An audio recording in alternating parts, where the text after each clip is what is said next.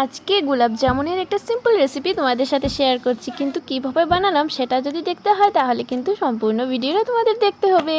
ঘরে অনেক ব্রেড আনা হয় কিন্তু খাওয়ার মতো কাউকে পাওয়া যায় না, তাই ভাবলাম আজকে এটাই দিয়ে একটা নতুন রেসিপি তৈরি করি যারা সবাই খেতে পারে। ব্রেডের শক্ত অংশকে ফেলে গ্রাইন্ড করে নিয়েছিলাম, এর মধ্যে গুঁড়ো দুধ, ঘি আর গরুর দুধ দিয়ে খুব ভালো করে মেখে নিয়েছি।